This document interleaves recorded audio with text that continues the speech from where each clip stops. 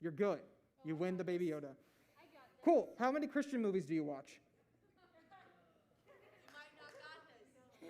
Okay, cool. Don't worry. Wait. I've watched... Okay, you know the movie The Star?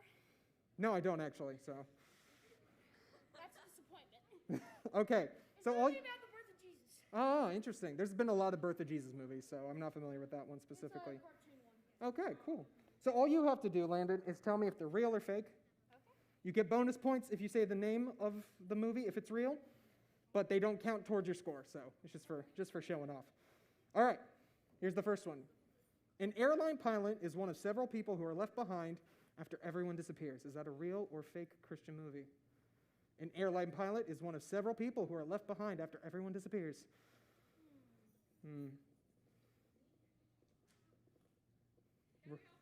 No. You can't share. Can you share a Baby Yoda? I mean, you can, but you can't. So That's mine. this isn't. We're not doing a Solomon situation where we cut the Baby Yoda in half and then that's how that works out. We're not doing that. How would you do such a thing? Real or fake? Real or fake? Just for added bonus, I'm going to give you 5 seconds. So 5. Fake. You're saying it's fake. That is incorrect, unfortunately. I don't have any things, but no. It was in it. The name of the movie is Left Behind. Left Behind, yes. Specifically the newest one that had Nicolas Cage in it for some reason. I don't know why. But it is a real movie, yes. Yes. All right, second question. It's okay. You get 3 and you're good. Okay. A college student has to defend his faith while a bunch of other side stories are also going on. Oh, that one's obviously fake. You say that's obviously fake? Have you heard of God's Not Dead? Because that's the plot of God's Not Dead. It's okay. Here we go. Oh my God, I know that movie. It's okay. Next one. Shh. I haven't watched that movie though. It's okay. You're not missing much, really. Really, you're not. You're allowed to enjoy it, and I'm allowed to not, so it's all good. All right, here we go. You have to get all of these right to get Baby Yoda. During a war, a family is told not to leave their room, but thanks to their grandmother's prayers, they are saved. During a war, a family is told not to leave their room, but thanks to their grandmother's prayers, they are saved. Real or fake? All right, I'm going to give you 5 seconds. 5, 4. I got a sermon to teach. 5, 4, 3, 2. Fake? That is correct. That is correct. Good job. Yeah, no, War Room is definitely not about that. It is not about that. It's about like someone putting prayers in like a bathroom or something. I'm not entirely sure. Closet, my mom does the bathroom. It's fine. All right. Next one. A down-on-his-luck guy realizes the best way to make a movie. A down-on-his-luck guy realizes that the best way to make money is to make a Christian music album. A guy who's down on his luck realizes the best way to make money is to make a Christian music album. Real or fake? All right, 5, 4, 3, 2. Fake? That is also correct. Good job. This is for all the marbles and all the Baby Yodas. We have 1, so this is for one of them. You got this, bud. Ahem. After a church is destroyed after a kid throws a brick into it. Now the pastor and his atheist brother have to put aside their differences to save the church. A church is destroyed after a kid throws a brick into it. Now the pastor and his atheist brother have to put aside their differences to save the church. Real or fake? Real? Do you know what movie it might be if it's real? No. Well, it's God Not Dead 3, and it is correct. Here you go, Sarah. That's like the plot of a movie right there. He didn't, you're hoping he does well, and unfortunately he just faces trials, but then at the end he clinches the victory. All right, everyone give it up for Landon. Good job. So I have a quick question. How many of you are like a little upset you weren't chosen, especially after I revealed the prize? I saw some people like jumping out of their seats literally. Yeah. Would you say you were jealous that you weren't picked? Yeah. No. So then what do you usually get jealous of? You specifically, Jacob. Yeah, what makes you jealous?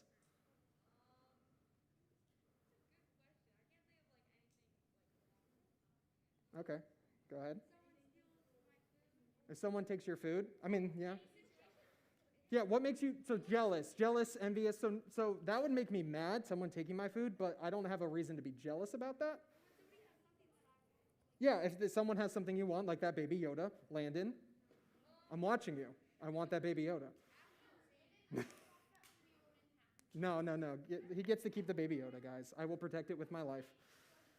All right. But yeah, so, hey, focus.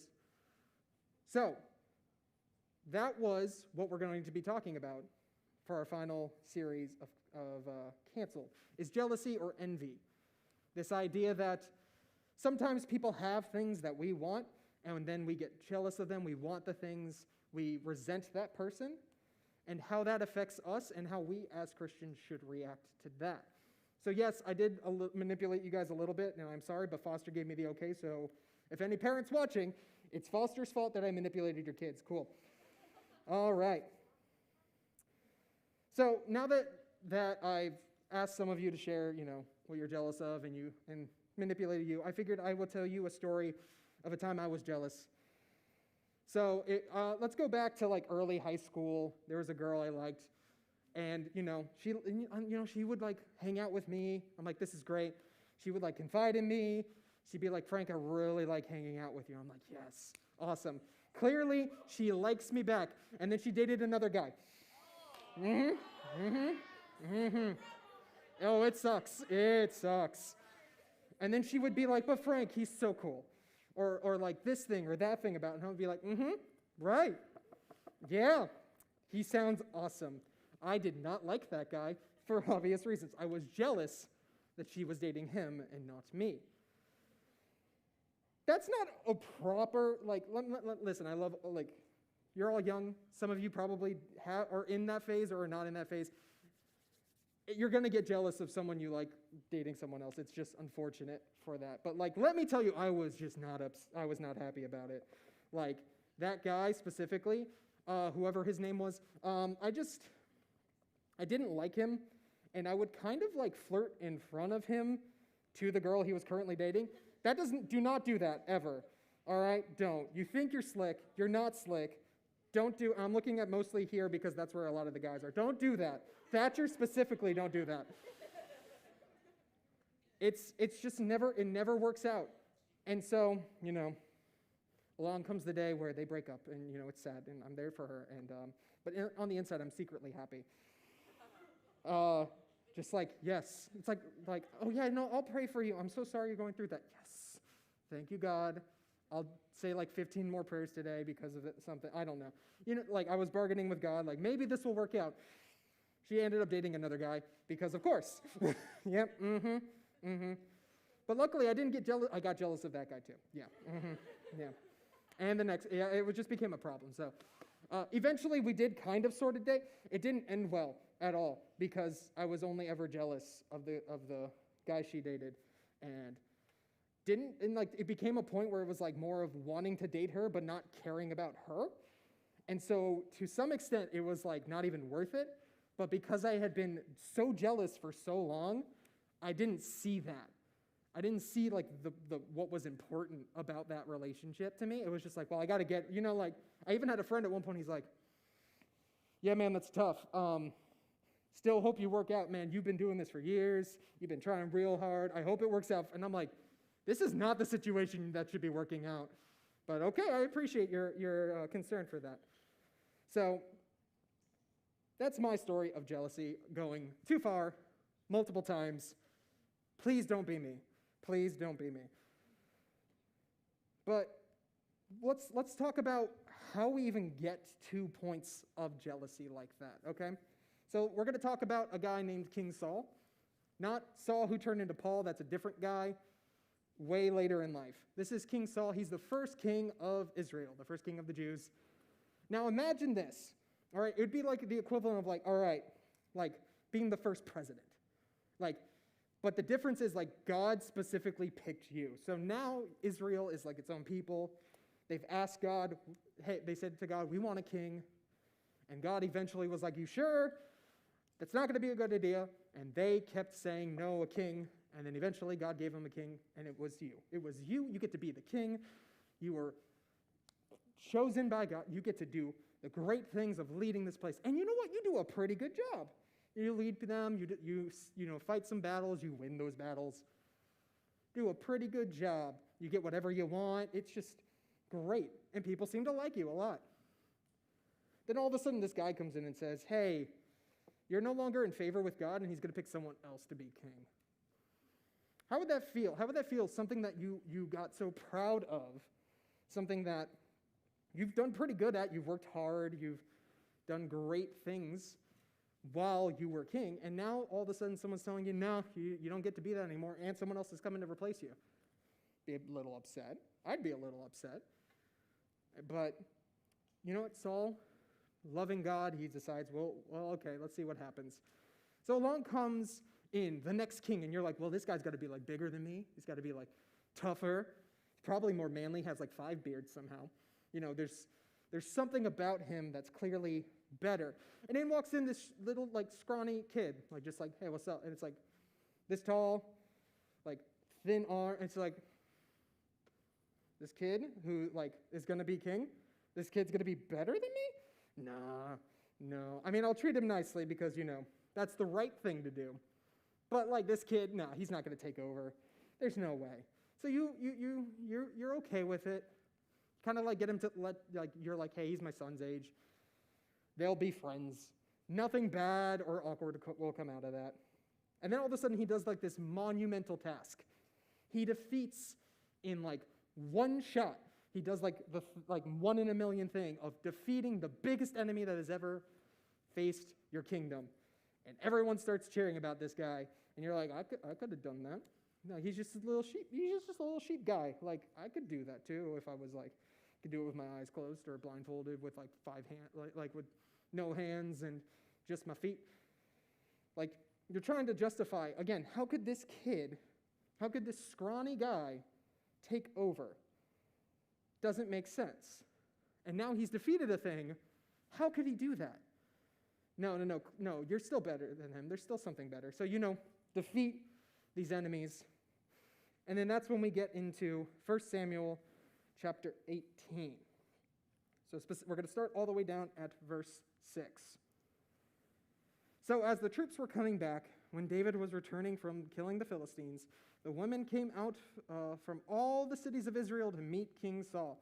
So this is the equivalent of the home team, just won the World Series or whatever sport equivalent of that is. I don't know. I don't pay attention to sports, but we'll say it's football related. They come back. They've won all the things. This is the equivalent of everyone coming out and being like, woo, yeah, we're awesome, woo, throwing things because they're happy. I've never understood that aspect of sports. I don't understand a lot of aspects of sports. But regardless, people are celebrating because we won. And you're like, yeah, this makes you feel good. You're like, yeah, I'm the king. I'm the one who led this. This is like, I'm the football captain. I got us the victory. And then we keep reading. So they are singing and dancing with tambourines, with shouts of joy, stringed instruments. And as they danced, the woman sang, Saul has killed his thousands. Like, yeah, I have. I'm awesome. I'm the king. Remember that. But they continue. But David, his tens of thousands. So you're, again, this king who has done so many great things for the kingdom, who has just defeated another great army, and people are coming out and saying, like, oh, look how awesome this guy is. Look how great he's doing. But that guy over there, he's so much better than the other one. Like, that first king sucks. He sucks. But that other guy, awesome. And you're like, the sheep boy again? He killed 10 times as many as me? Like, what is going on? Like, it's an understandable thing. If someone comes along, something that you've worked so hard to achieve, and you've done a good job at it, and suddenly this other person comes along and they just keep getting more and more acclaim than you, I'd be pretty upset. Anyone else be upset about that? Yeah. I also agree with that. Verse 8, Saul was furious.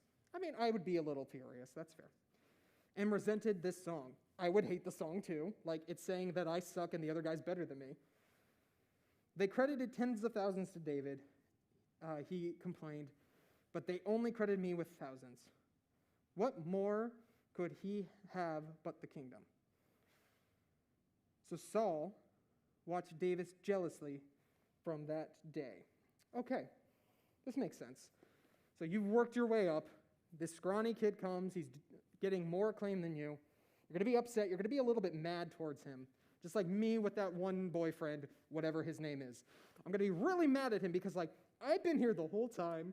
You've been crying on my shoulder. And this guy comes in and suddenly you're like best friends with him, even though I could beat him up if I wanted to. I just don't feel like it today. And yet she keeps wanting to be with him. The kingdom keeps wanting to praise David. So you get mad at that guy because you don't want to get mad at the thing you want, right? It would be stupid to get mad at the kingdom because they're giving it to the other person. You get mad at the thing that they're giving, that you're jealous of. You don't ever get mad at the person who's doing the act, right? So I think we can all agree, we all understand where Saul's coming from. Until we get to verse 10. The next day, an evil spirit sent from God came powerfully on Saul, and he began to rave inside the place. David was playing his lyre as usual, so he's just playing his guitar over in the background, like, yeah, I'm pretty cool. Got my goat right here, my sheep right here, playing my guitar. But Saul was holding a spear, and he threw it, thinking, I'll pin David to the wall. But David got away twice.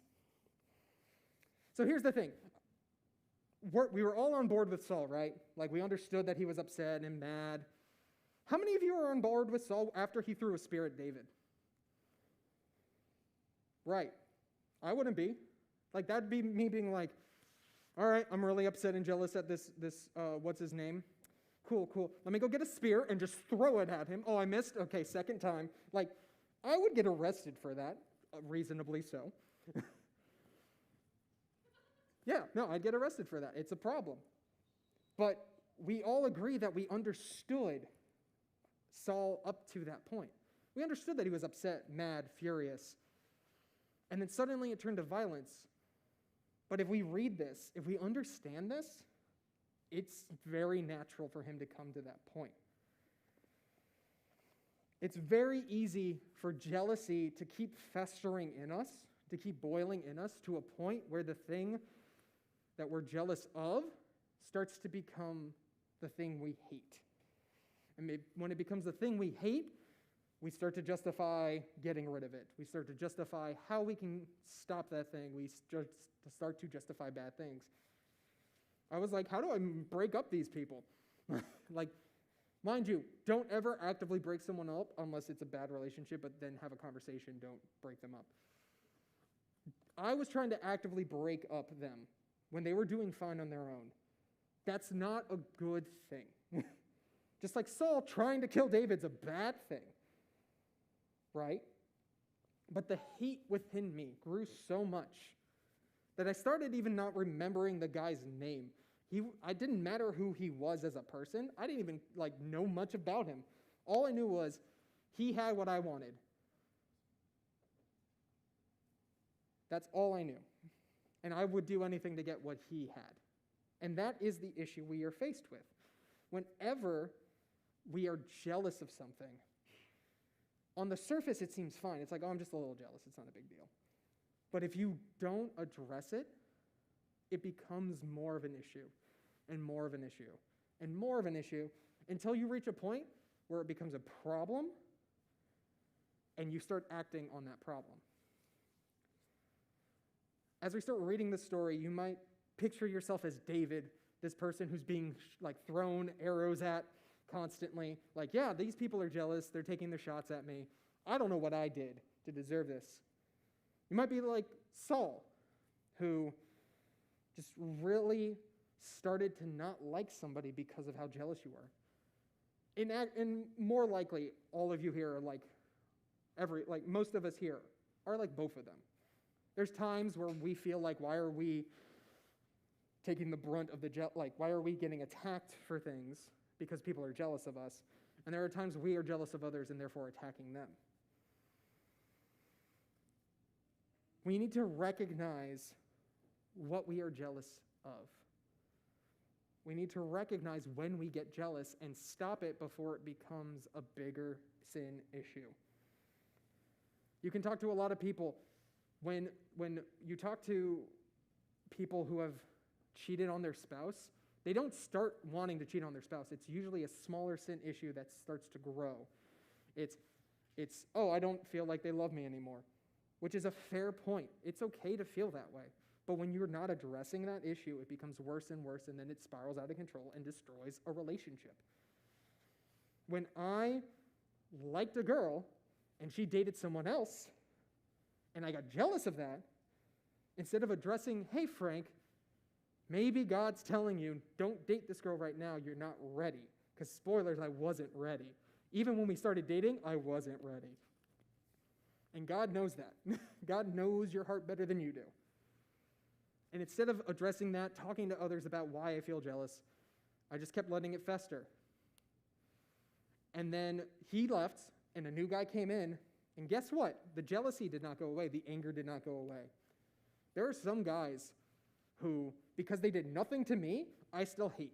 Like, there is a part of me that still does not like that person because I was jealous of them, because I let that jealousy continue to fester.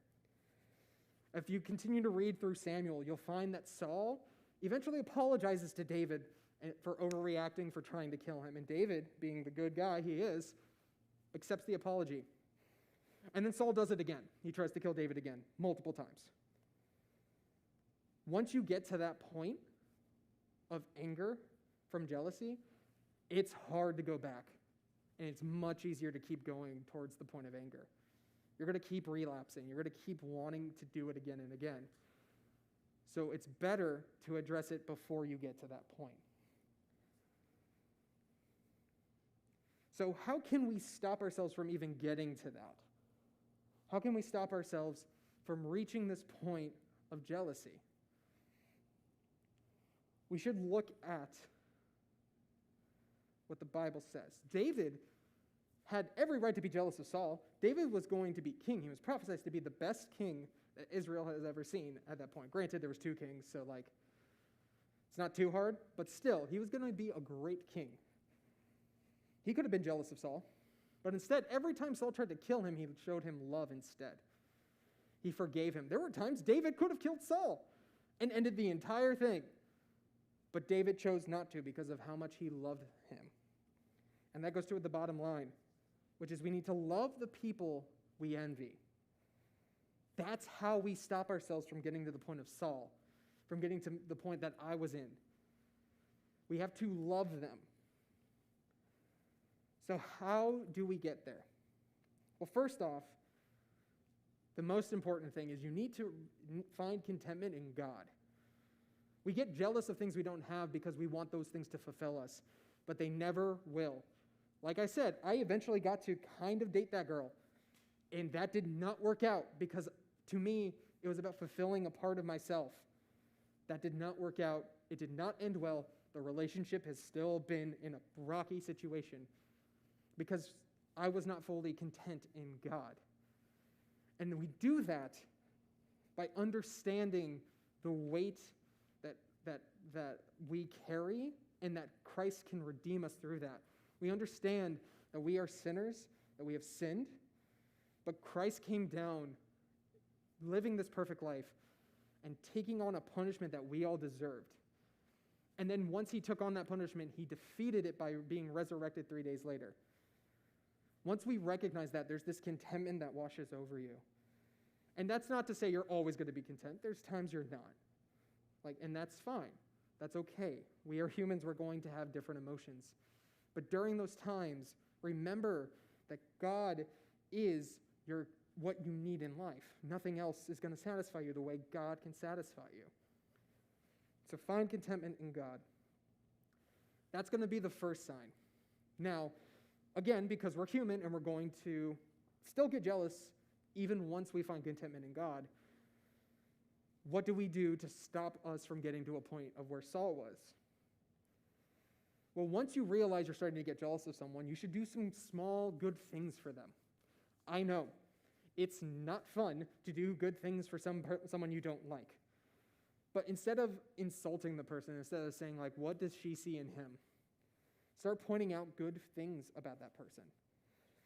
Oh, Landon came up here. You know what? He did a really good job on those last 3 questions. He did. Instead of saying, why was I not chosen? switch it around. You know what? That was a cool game. You know what? You know what? That person's the captain of the team because they're doing a good job. They're doing a good job. And don't just keep it to yourself. Tell others. You'll find that the more you do these small good things, the more you start to say things about them, you will actually start to love them. There have been many people in my life who I did not necessarily hate, but I also didn't like. But I recognized their need, and I kept pushing, I kept doing nice things for them. I kept saying how much I cared about them. And they've become close friends of mine. Because there's this weird thing with us that if we do things, our brain's okay, we keep doing nice things for this person. We keep saying nice things for this person. But do we like them? I think we like them. Otherwise, why would we be doing these nice things? And then suddenly, you're not jealous of them anymore because they're your friend. You're not upset with them. You care about them. When they go through a difficult situation, you're there for them. If I had started saying nice things about the guys she was dating, I'd probably be friends with them. That'd be weird. But that would be awesome and glorifying to God. God was jealous of sin in our lives because we kept worshiping sin and not God. And God came down and showed the ultimate act of love by dying on the cross for us. And then he resurrected 3 days later to just show that he is above death. But he did the ultimate act of love, despite us worshiping something else, something that wasn't God. He has every right to be jealous at that point, but he chose love instead. He could have wiped us out. He could have done so many other things like he has done in previous times, like the flood and various other things in the Old Testament. But he chose love because he loves us all. Because he knew that despite what we were going through, that his love and grace could help us through that. And so if we can show God's love and grace to those who we don't like, those we're starting to get jealous of, those we're envious of, then we're starting to show Christ to them. And that is something we're called to do. That is something that we're called to do. It is. We talk about it on Sunday mornings if you happen to attend here. We've been going through the art of neighboring, specifically the verse where Christ talks about the two greatest commandments: love the Lord your God with all your heart, soul, mind, and strength. And the second, just as important, is love your neighbor as yourself, even when you're jealous of them, even when they have a better position than you, even when they have a nicer car, they're dating someone that you want to date. You love them because Christ has told us to do that. So again, our bottom line is to love the people you envy. Don't cancel them. Don't throw a spear at them. You will get arrested for throwing a spear at them. And don't harbor hate towards them. Love them. Let's go ahead and pray. God, I want to thank you so much for just, one, giving me the opportunity to speak in front of these kids. And I want to thank you so much for just being here with us, God. We thank you for the ultimate sacrifice you gave us, the ultimate show of love you gave us by dying on the cross for us. And then we thank you for your glory.